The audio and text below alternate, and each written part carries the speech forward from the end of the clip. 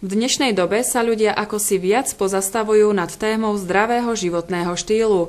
Chcú byť zdraví, vitálni a vyhľadávajú možnosti, ako si pomôcť pri rôznych ochoreniach. Súčasným trendom sú bioprodukty, prírodné výrobky a alternatívne spôsoby liečenia. O tom, že návrat k prírode je momentálne v kurze, sme sa presvedčili aj na Festivale zdravia a krásy. Ľudia bažia po informáciách v oblasti zdravia, vyhľadávajú si rôzne články na internete, čítajú knihy a podstupujú rôzne procedúry. Už sa neobracajú len na lekárov, ale snažia sa nájsť aj iný spôsob, ako si prinavrátiť alebo udržať zdravie. Práve na to je Harmonia Festival zdravia a krásy a podobné aktivity, podobné akcie, aby ľudia prišli, porozprávali sa, jednoducho vybrali sa to, čo im sedí najviac, či už produktovo, podľa energie, podľa toho, čo jednoducho sa im najviac páči, lebo naozaj tých produktov a služieb, ktoré sú zamerané týmto smerom, je veľmi veľa.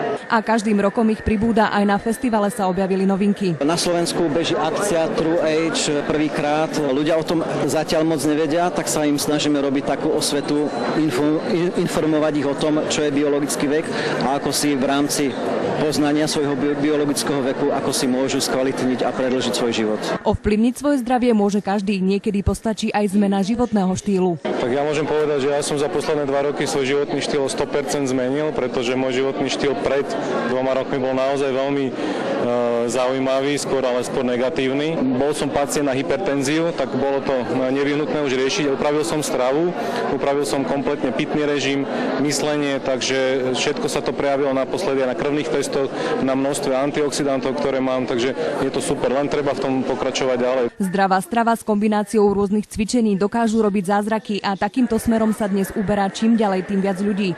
Už sa nespoliehajú len na lieky, ale objavujú dary prírody. Ľudia sú bombardovaní komerciou z každej strany, sú bombardovaní rôznymi éčkami, napríklad v potravinách, a preto sa utiekajú k tomu prírodnému. Návrat k prírode jednoducho je teraz in.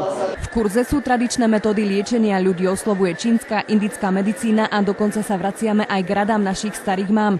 S poznatkou našich predkov čerpe aj Štefan Zakuťanský, ktorý prišiel na festival s metódou samoliečby zápalových ochorení. Toto liečenie je na princípe masírovania, lebo naši predkovia to tak robili, však ešte doteraz sa brúčko decku masíruje po našich predkoch a nie po Číňanoch. Alebo pri liečení dýchacích chorób sa využívali masáže, že sa pomasírovalo hrude, krk, mandle sa podvihovalo. To je vlastne podvihovanie mandly, to je vlastne hĺbková masáž. Takže stačí tých ľudí naučiť. No preto aj tak aj mass media hovoria, aj noviny píšu, že pán Zakuťanský z Bardejova lieči ľudí učením. Viac o tejto metóde sa dozvedeli návštevníci aj v rámci prednášky. V tento deň nebola jediná, ďalších 11 prednášajúcich riešilo okrem zdravia aj dlhovekosť a vzťahy a mnoho ďalších zaujímavých tém, ktoré určite nebudú chýbať na ďalšom ročníku Festivalu Harmonia zdravia a krásy.